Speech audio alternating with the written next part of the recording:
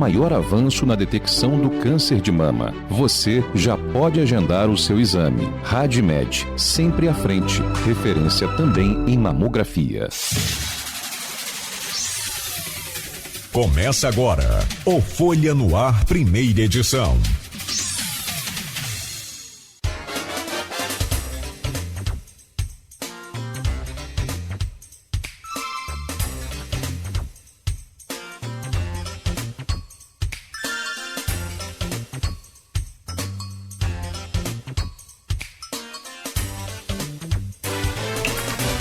Sexta-feira, 28 de agosto de 2026, começa agora às 7 horas e 29 minutos, mais um Folha no Ar. Estamos ao vivo pelo Face, pelo YouTube, pelo Instagram. Você confere este programa daqui a pouco em podcast, logo mais reprise na Plena TV, em todos os canais aí para você não perder nada do Folha do Ar e também, claro, da programação da Folha FM. Na Alexa é só dar o comando Alexa, ouvir Folha FM no aplicativo, baixa o aplicativo da Folha aí para o seu celular e acompanhe a gente aonde você for. São 7 horas e 29 minutos em Campos. Muito bom dia, eu sou o Cláudio Nogueira e a gente começa esta edição de hoje. Mais tarde, claro, para quem está acompanhando, para quem chegou agora, em função aí do horário eleitoral gratuito no rádio, que começou oficialmente hoje. E como passa rápido, hein? Agora há pouco a gente estava aqui fazendo o horário eleitoral da eleição de 2024. Já estamos em outra eleição, o tempo parece que voou. São 7 horas e 30 minutos. Nas principais informações de hoje, a gente começa com a previsão do tempo e para quem já não aguentava mais tanta chuva, ou pelo menos com o tempo nublado, chuvoso, hoje o sol apareceu ou reapareceu aí e o tempo deve ficar ensolarado, segundo o Instituto Nacional de Meteorologia. Máxima de 28, mínima de 19, agora faz 20 graus aqui no centro e não tem previsão de chuva nem hoje e nem pelos próximos dias. Programa de hoje com o diretor de redação do Grupo Folha da Manhã, jornalista Luísio Abreu Barbosa na bancada, com o jornalista Everton Luna. A gente recebe daqui a pouco, conversa com dois convidados, mantendo aí essa linha que a gente fez aqui durante toda a semana, dois pensamentos ideológicos distintos para o debate, para a conversa, para o entendimento, né? E a possibilidade, claro, sim, de debate entre essas duas correntes, entre essas duas frentes. Hoje a gente vai conversar com o Alexandre Buchaú, que é odontólogo, membro do Partido Novo e ex-candidato a prefeito de Campos. Também está com a gente aqui o José Luiz Viana da Cruz, que é sociólogo, professor e membro do Partido PT em Campos. Obrigado pela presença, gente. Já já a gente começa aí essa conversa.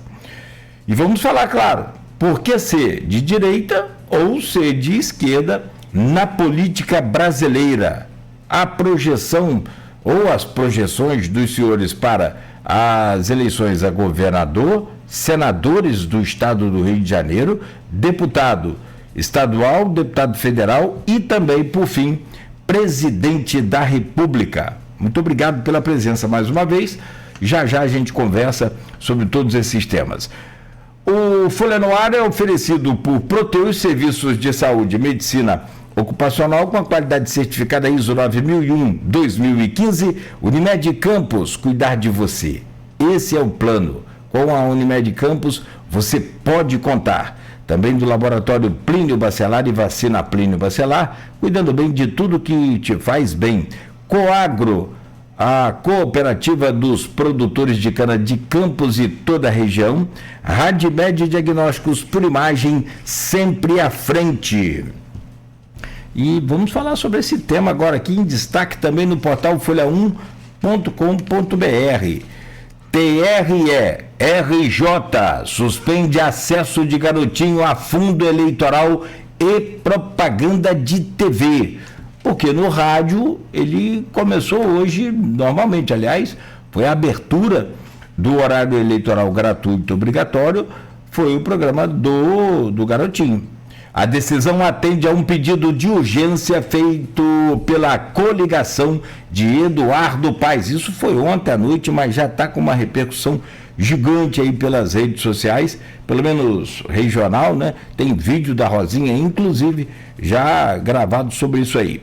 Paes venceria no primeiro turno, Ruas cresce e Garotinho cai em eleição aberta. É o que revelou a pesquisa Quaest desta semana. Bené, Jordi, Crivella, Mônica e Portinho lideram ao Senado.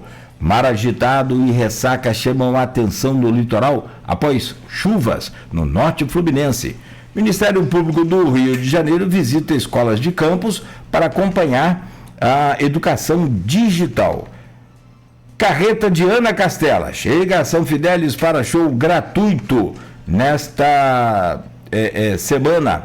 Após mobilização, Secretaria fala de nova pasta ao público. Ou secretária fala de nova pasta ao público LGBTQI APN+. Ainda, INEA investiga espuma no Rio Pomba, em Pádua, e também a PNB. Com Lupe e Rodrigo Neves, PDT lança candidatura de Leon Gomes. Ambulância do Grupo de Resgate Voluntários da Pátria, Voluntários de Campos, é recuperada da Pátria por minha conta aqui, perdão. Ela estava com motor ruim, uma série de problemas. Sem candidato em Campos, Grupo de Bacelar articula para manter espaço político. Tá aqui, são essas, pelo menos algumas das manchetes que estão lá no portal folha1.com.br. 7h35. Vamos cumprimentar aqui os nossos convidados e integrantes da bancada e começar esse programa de hoje pela ordem alfabética. Meu querido Alexandre Buchaú, odontólogo, membro do Partido Novo, ex-candidato a prefeito de Campos. Bom dia, obrigado aí pela sua presença aqui no Folha no Ar mais uma vez. Seja bem-vindo, bom dia. Bom dia, Nogueira, bom dia, Luiz, do Everton, bom dia, professor Zé Luiz. Bom dia a todos que acompanham aí a Folha da Manhã, a Folha no Ar. É sempre um prazer estar aqui com vocês. Obrigado, amigo. Deixa eu cumprimentar também o professor José Luiz Viana da Cruz, sociólogo, professor e membro também do partido PT em Campos. Professor, muito obrigado pela sua presença, bem-vindo, bom dia. Bom dia, eu que agradeço o convite. Bom dia, Luiz, bom dia, Cláudio, bom dia, Alexandre, bom dia, Everton. É um prazer estar aqui hoje e eu espero que a gente contribua de alguma forma para clarear um pouco as questões que vocês trouxeram para nós. E bota questões nisso, né? Cada hora que passa tem questão nova. Vamos falar sobre tudo isso a partir de agora, então. Meu caro Everton Luna, jornalista, repórter de política do jornal Folha da Manhã. Bom dia, bem-vindo. Bom dia, Nogueira. Bom dia, Luiz. Bom dia, Alexandre. Bom dia, professor. Bom dia, Beto. E bom dia aos ouvintes, né, espectadores do Folha no Ar, nessa manhã de sexta-feira. Essa manhã de céu azul, né? Que, graças a Deus, voltou. A gente estava vivendo dias de Londres, aqui em Campos. Então, hoje a gente vai ter esse bate-papo com essas duas feras. Bom, muito bom. Dias de Londres é para poucos, hein, cara? Eu só conheço Londres pela televisão. Mas vamos lá, 7h37, deixa eu trazer o bom dia do Aloysio Abreu Barbosa, nosso diretor de redação do Grupo Folha da Manhã de Comunicação e jornalista. Aloysio, bom dia, bem-vindo a este Folha no Ar. Bom dia, Nogueira, bom dia, Beto na técnica. Desculpa ter interrompido o papo entre você mais cedo. Eu cheguei, entrei, saí de fininho depois, aí voltei já com o Buchaú, falei que o Buchaú não... Já está no vídeo, o papo não vai estar tão... Enfim. Bom dia, Buchaú. Bom dia, Zé Luiz. Prazer ter vocês dois aqui. Vamos poder bater um papo sobre vários assuntos, como o Nogueira colocou de maneira... Falando sério agora, o que não falta é questão, né? Everton, bom dia, sobretudo você, ouvinte e telespectador pelo streaming do Folha no Ar. É um bom dia que pode ser boa tarde, pode ser boa noite, né? Você pode estar vendo a gente de tarde, de madrugada, de noite, no podcast ou na Plena TV. E nosso bom dia especial às categorias que nos acompanham sempre nesses inícios de jornada de segunda a sexta-feira. Os professores, temos aqui um professor representando a categoria, os taxistas, os motoristas de aplicativo, pais, e não chega a ser uma categoria, mas uma condição, né? Os pais de alunos que vão levar os filhos à escola agora com o rádio do carro sintonizado na 98.3. Se bem que agora, talvez nem tanto, né? Com o horário litoral, eles estão mais voltando da escola do filho do que levando. Gente, vamos começar, como diria o sábio filósofo, pelo começo. Tem muita coisa para comentar, tem a sabatina de Lula ontem, por exemplo, no Jornal Nacional, mas isso é o terceiro bloco. Esse primeiro bloco é mais conceitual. E a pergunta é a que está na pauta, né?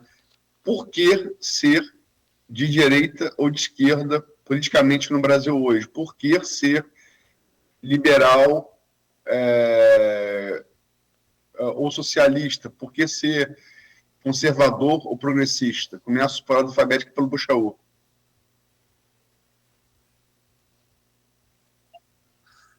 Bom, Luiz, eu acho que a gente tem que tomar um cuidado muito grande com esses rótulos. A gente está procurando muito se enquadrar em rótulos.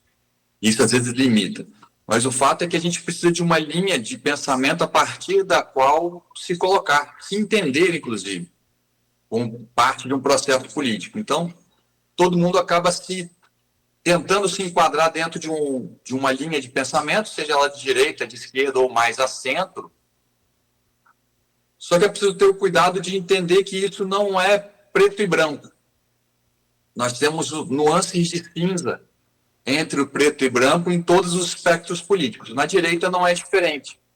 Vai desde uma direita mais autoritária até uma direita mais liberal, de fato, mais capaz de compreender modernamente o conceito, fugindo um pouco do anacronismo que seria se colocar lá, como na Revolução Francesa, estar sentado à direita ou sentado à esquerda, e mais a favor de uma determinada política ou mais a favor de outra política, mas com uma linha de pensamento, entendendo a importância da participação do mercado, a importância da participação da sociedade civil, a importância das liberdades individuais para que se tenha uma sociedade mais harmônica e próspera.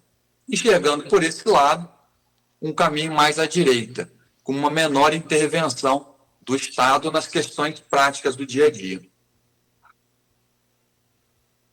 Acho que essa seria a grande razão para alguém ser de direita hoje na política no Brasil. Zé Luiz. Bem, eu nasci no início da década de 50, sabe? Sempre fiz política desde o segundo grau. E aí de vez em quando eu fico recapitulando historicamente, né, como é que a política caminhou no país. Eu tenho memória do golpe de 64, enfim, e durante a ditadura militar eu fui militante, né, de esquerda lá no Rio, e eu tenho fiz a seguinte observação. Eu sempre também fiz campanha política, sempre me alinhei politicamente, vou para a rua fazer campanha e tal.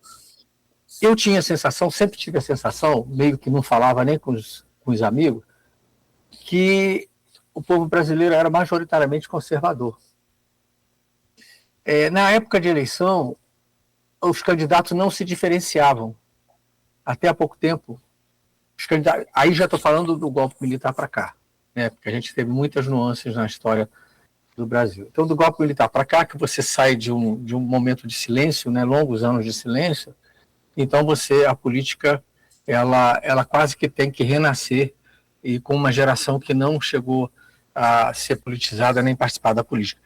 Então eu observava isso. O que eu acho que aconteceu de lá para cá é que com a vitória do PT numa situação que eu acho que nunca aconteceu no Brasil, a continuidade, né, 2 mandatos do Lula, 1,5 da Dilma e depois um terceiro mandato do Lula, nunca durante tanto tempo se teve uma linha mais ou menos clara de conduta política e de pensamento durante muito tempo. Então era muito natural que a direita se organizasse. E aí o Alexandre falou uma coisa com a qual eu concordo, há muitas nuances na esquerda e na direita. né? Mas essa organização da direita, organização política, e assumindo ser de direita, e assumindo suas posições, faz bem à democracia. Faz bem à democracia. Eu acho que a gente atingiu uma maturidade democrática quando a direita diz: eu sou de direita, meu pensamento é esse, e eu vou brigar para colocar no poder, no governo, essa forma de pensar. Então, essa é a primeira observação que eu queria fazer. Então, nada mais natural que esse embate assuma contornos. Eu acho que por causa da falta de tradição democrática no Brasil, assuma contornos radicais em alguns momentos, né? Embora depois a gente vai falar disso, eu acho que assume contornos exagerados em termos radicais. Então, eu acho que mas, por outro lado, fica marcado, viu, Alexandre? Fica marcada a diferença entre esquerda e direita, embora com nuances, com certeza, eu brinco com meus alunos, entre o branco e o preto não tem 50 tons de cinza, não, tem mais de 500 tons de cinza. Então, embora haja isso, há uns marcos, né? Há uns marcos que diferenciam, que distinguem esquerda de direita. Uma, você já falou, é a questão a forma de lidar com o mercado, a forma de lidar com o público, a questão pública, a questão estatal, a forma de direcionar o desenvolvimento com prioridade para as questões sociais, de desigualdade e de pobreza, enfim, né? A gente vai ter mais tempo para conversar. Então, há uma diferença assim. E é bom que se dispute, essa disputa é boa, é bom que se dispute esses projetos para ficar claro para a população e para nós sermos cada vez mais democráticos, aprender que essa sucessão direita-esquerda no governo é algo que faz parte da democracia. Professor Zé Luiz Viana já meio que começou a responder aí o que eu estava tentando buscar uma resposta, e tenho pesquisado, tenho conversado sobre isso, e eu vou começar justamente pelo senhor, professor. A minha pergunta é, porque assim, os grandes líderes, sabe, se posicionam ideologicamente, tem, né, posições aí daqueles que defendem mesmo aquela bandeira até o fim da sua vida, como é o caso do Lula, por exemplo, esquerda, essa pauta da esquerda que ele defende, né, por toda a sua carreira. Agora, ao que me parece, o eleitor brasileiro como um todo, o eleitor brasileiro mediano, aquele que está na luta, que está trabalhando hoje para ganhar, para garantir o sustento da família, que é a maioria do eleitorado brasileiro, me parece mais que vai numa coisa de torcida, né, do que realmente de ideologia, porque não faz sentido para mim vários momentos pessoas defendendo umas pautas de situação muito estranha. Até citei ontem aqui um caso, né, que aconteceu em Campos, um negro com a bandeira do Império defendendo, como se estivesse defendendo essa ideologia do Império. E eu quero perguntar ao senhor, Zé Luiz, essa eleição, inclusive, pode colocar até fim em 2 líderes aí, se for o caso, a gente não sabe, vai depender. Se Lula ganhar, por exemplo, ele não pode ser mais candidato na próxima, fim de papo. E aí não tem um sucessor. Se o bolsonarismo perder, será que eles vão se sustentar? E aí como é que fica esses eleitores que eu chamo de torcedores? Como é que seria isso? Então não tem esquerda nem direita, e sim tem lulismo e bolsonarismo? Esse é um fenômeno da política brasileira, realmente. O que seria esquerda e direita acabou virando lulismo versus bolsonarismo.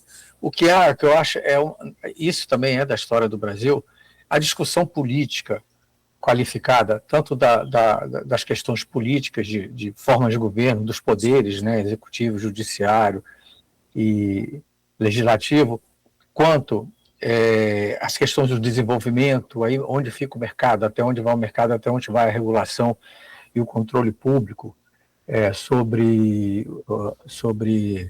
as atividades privadas na economia, elas sempre foram superficiais. Eu acho que, em parte, despreparo de candidatos, que quando você imprensa, às vezes, um candidato, ele não tem ideias sobre aquilo, então deve refletir um pouco essa pobreza política da nossa história, né? Uma população que sempre ficou à margem da discussão política, né? Na questão do desenvolvimento, por exemplo, você levar uma discussão sobre mercado, sobre economia, é uma questão também que não vai variar muito. E no campo, né, eu estou com a pergunta anotada aqui, que a Luísa fez, que vocês fizeram, né, que tem de um lado esquerda e direita, né, liberalismo, socialismo, mas de outro lado conservadorismo e progressismo, que para mim é uma outra coisa.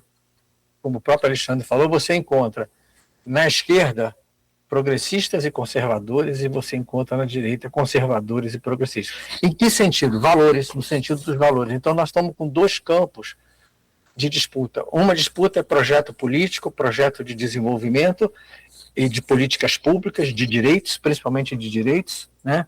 E de outro lado você tem uma disputa a nível dos valores, a nível do comportamento, das práticas, no que diz respeito à diversidade de gênero, no que diz respeito à diversidade de gênero, mais especificamente no que diz respeito à mulher, né, a forma de respeitar e considerar a questão da mulher, o racismo, que é estrutural, né, tem um autor argentino, Aníbal Quijano, que eu adoto sempre com meus alunos, que ele diz, antes de pensar em independência, subdesenvolvimento e tal, tem que pensar em racismo, porque a natureza racista da formação da periferia, do capitalismo, do país da América, da África e da Ásia, ela interfere até hoje na política. E se você atinge, às vezes, uma situação de razoável desenvolvimento, você vai observar o racismo continua quase que intocável, o machismo e o patriarcado quase que intocável, e o preconceito com a diversidade de gênero quase que intocável. Então, eu acho que tem que separar esses campos. Da política, a política estrito sensu do desenvolvimento, e a diversidade de gênero. E é aí também é que se confunde esquerda e direita. Alexandre, por favor. Nogueira, me permita primeiro só um adendo com relação à questão do rapaz lá com a bandeira do Império. O rapaz, ele faz parte de um grupo pequeno, evidentemente, mas um grupo que existe, que faz campanha pró-monarquia, né, que entende a monarquia como uma forma de governo melhor que o presidencialismo que nós temos. É algo que encontra amparo em alguns pensadores. Você tem a monarquia como forma de governo, a monarquia moderna, constitucionalista, como forma de governo em vários países muito desenvolvidos, inclusive a Inglaterra é o maior exemplo deles, mas não só. E aí, peço bem, né, mas a gente tem que tomar cuidado com algumas situações onde a gente coloca que um rapaz negro com a bandeira do Império. Primeiro, porque a gente coloca um limitador no pensamento do indivíduo, né? Limita a liberdade desse indivíduo de pensar quando diz que ele tem que pensar de determinada forma por ser ou não ser negro. Isso é um problema. E outro problema é misturar a defesa da monarquia como forma de governo com a defesa do sistema econômico baseado em mão de obra escrava que a gente tinha em um determinado período do Império, que não foi o Império todo, foi a maior parte, obviamente, do Império. Você tem um pouquinho. No finalzinho do Império, você tem a abolição da escravatura. Então, a gente precisa tomar esses cuidados, porque a gente acaba rotulando as pessoas, e é uma coisa meio chata. Eu não conheço o rapaz, mas conheço algumas pessoas que fazem parte desse grupo, eu chamo de círculo monárquico, e por mais anacrônico que seja imaginar a volta do Brasil a um regime monárquico, a gente toma alguns cuidados com esse tipo de situação. Se eu for te responder, não vou atrasar muito, mas é um fato, aconteceu, é um fato, e assim, claro, evidentemente que assim como, né, as mulheres defendem também alguns agressores, a gente vê bandeiras disso, eu também não posso me meter nisso, eu só citei o caso que foi fato. Sim, mas é a defesa do regime monárquico e não da escravidão. São coisas diferentes. O professor Zé Luiz tocava na questão das várias vertentes, da forma como o brasileiro pensa. Em algumas pesquisas a que tive acesso, o brasileiro acaba sendo, de forma mais generalizando, né, e ampla, generalizada e ampla, conservador quando se trata de questão de costumes e de um ideário mais em gênero e casamento, relação familiar. E, por outro lado, ele preza muito por uma ação do Estado quando se trata de economia. Então, ele acaba tendo uma forma de pensar ou de agir que não se enquadra nem muito de um lado, nem muito do outro. Ele fica meio variando entre um e outro de acordo com aquilo que interessa e que atinge pessoalmente a ele. Por exemplo, a gente tem em Campos o comércio que se coloca como de direita liberal, mas que preza por uma intervenção da prefeitura, ou clama por uma intervenção da prefeitura a cada problema que enfrenta. Está o tempo inteiro pedindo intervenção da prefeitura. O empresariado brasileiro trabalha muito nesse sentido. Então, ele é conservador nos costumes, mas ele não é liberal na economia. Na economia, ele preza por uma intervenção estatal, desde que essa intervenção estatal o beneficie. Então, a gente tem essa diferença de forma de pensar, que não consegue alinhar 100% dentro do liberalismo, e nem consegue alinhar 100% dentro do progressismo, de uma intervenção maior do Estado, e nem dentro do progressismo e do conservadorismo. Ele fica oscilando de acordo com aquilo que interessa mais pessoalmente a ele. Pelo menos é a minha forma de enxergar essa ação do Estado, do brasileiro com essa relação do brasileiro com o Estado. Um desejo de proibir tudo aquilo que eu não gosto e de tornar obrigatório tudo aquilo que eu acho necessário. Agora, eu fiz essa pergunta ontem e hoje eu repito. Professor, não, para Alexandre. Alexandre, e o que te aproxima mais do pensamento de esquerda? Você que se coloca no polo mais à direita, o que você observa na esquerda que você tem mais... Tem mais similaridade com o seu pensamento, mesmo estando em polo diferente? Everton, uma coisa que eu acabo sempre colocando quando a gente tem a oportunidade de conversar com uma pessoa que está no espectro oposto ideológico, é que se a gente observar o problema concreto e a necessidade de correção e o que a gente espera que aconteça nessa correção, nós somos muito mais próximos que distantes. Então, se eu quero o progresso da sociedade, eu não quero um progresso que distancie as pessoas, eu quero um progresso que seja um progresso para todos. Mas eu entendo que esse progresso para todos, ele é mais de liberar a economia e tentar fazer com que ela prospere e o Estado corrija as distorções na ponta.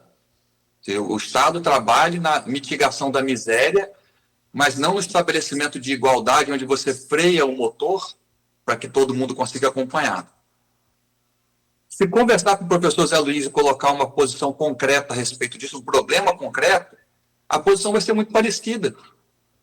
Não vai ter grande divergência nisso.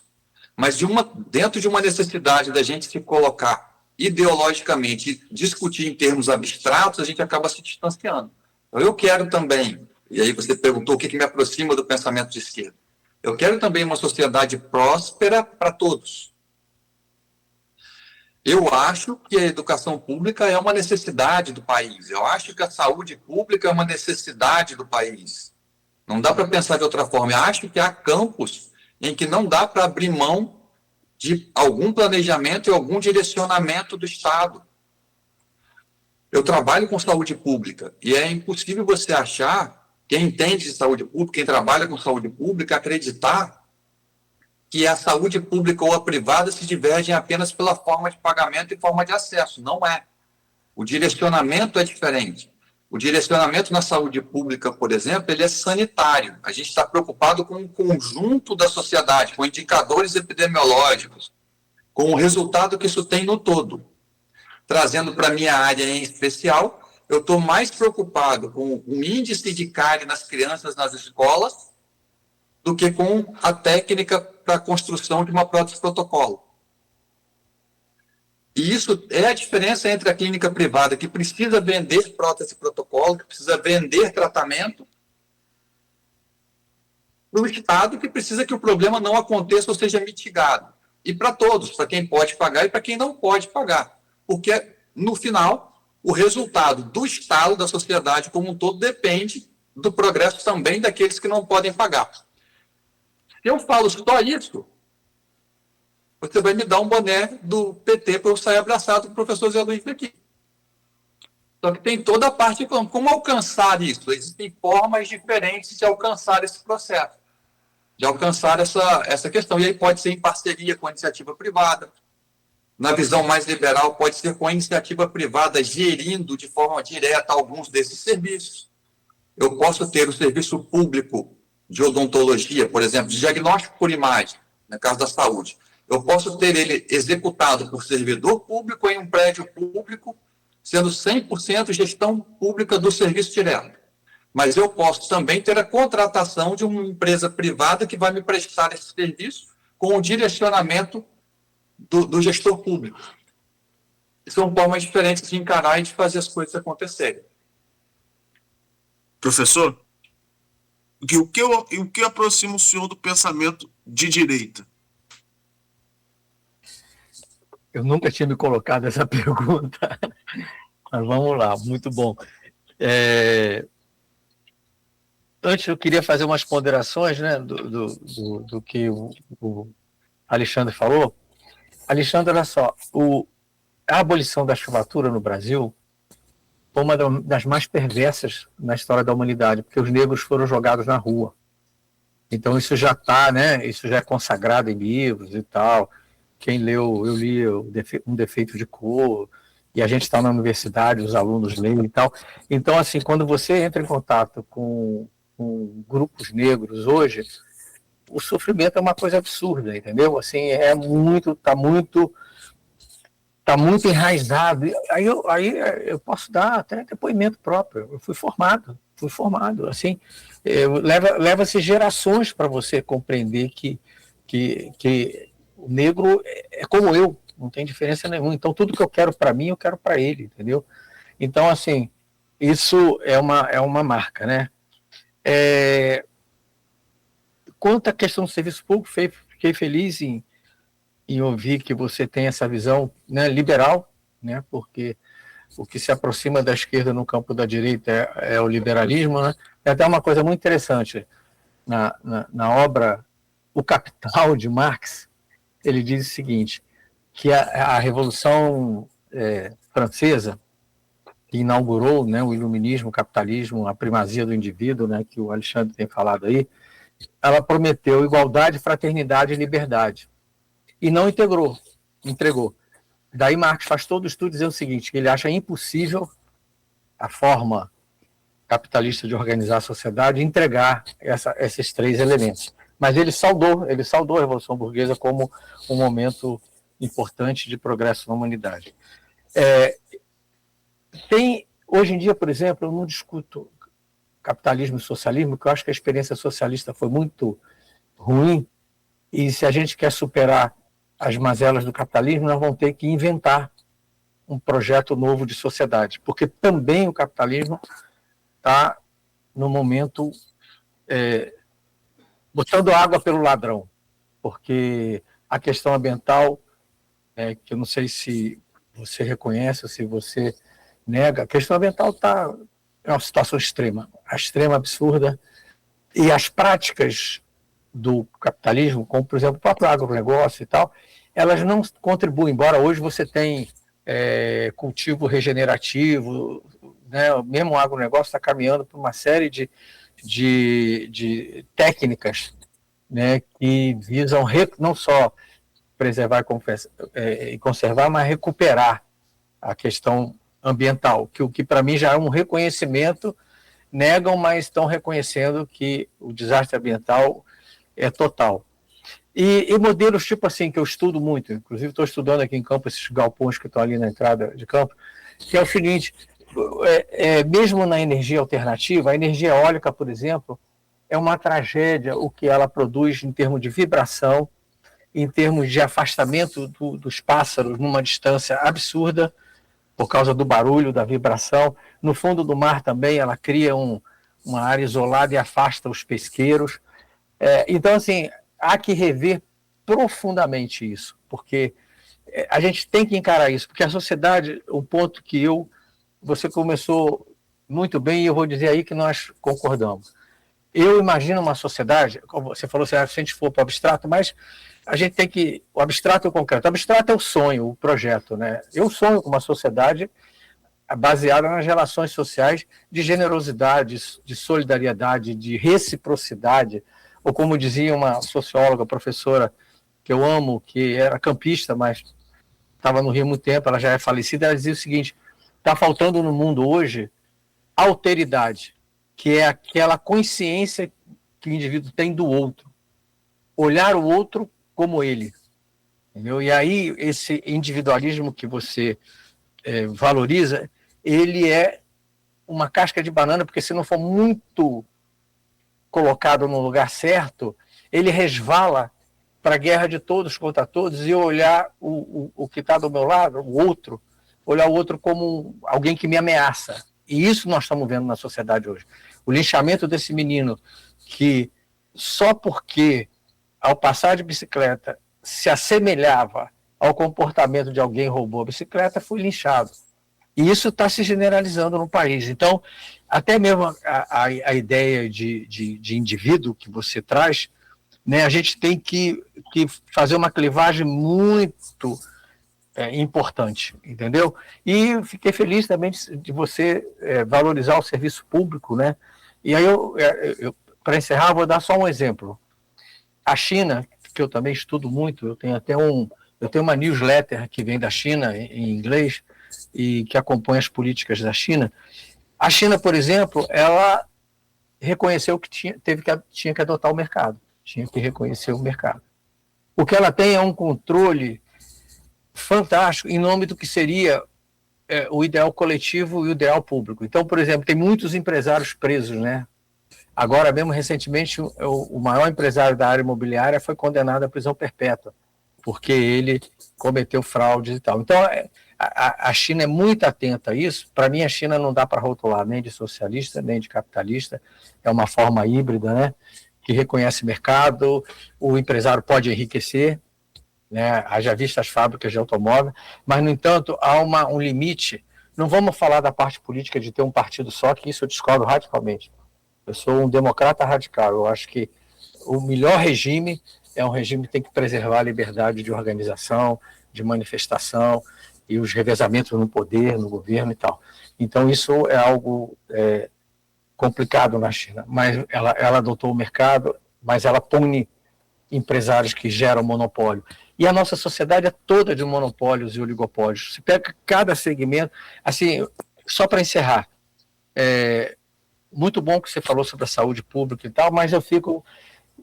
Cada pensamento desse que você desenvolve me vem uma contraparte, que é o seguinte: ironicamente, entre os bilionários brasileiros, o primeiro ou segundo lugar é o pessoal do plano de saúde, entendeu? Eu tenho um problema sério com o plano de saúde. Eu estou com 74 anos e eu morro de medo de eu precisar de uma coisa mais, que o plano vai negar, tem negado sistematicamente. E a gente, é um plano coletivo, a gente dialoga com o plano de saúde. A gente dialoga muito, é um diálogo muito legal. Cada ano, quando vai fazer o aumento, a gente tem 3, 4, 5 reuniões coletivas do pessoal que faz parte do plano com a direção do plano de saúde, e temos sempre conseguido, assim, ele apresenta X, o resultado final é X menos, a gente sempre consegue trazer para mais próximo do indicador, do índice que a gente acha correto.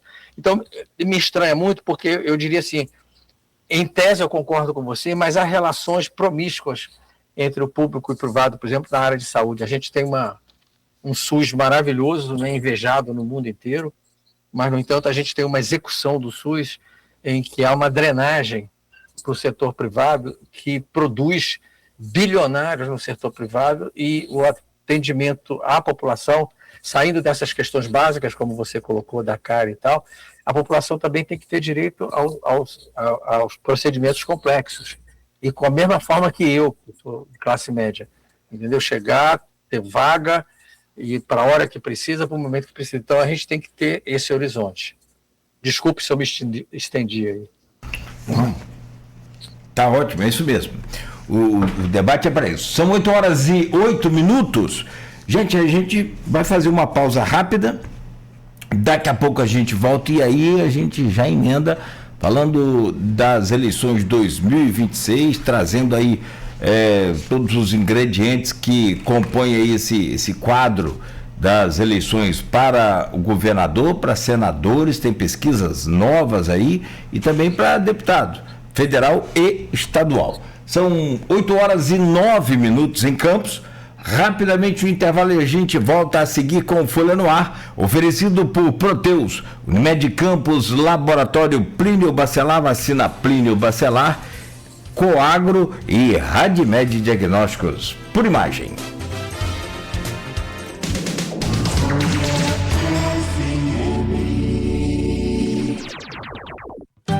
Aí galera, aqui quem fala é o Ferrugem, se liga nessa dica. Pra quem quer um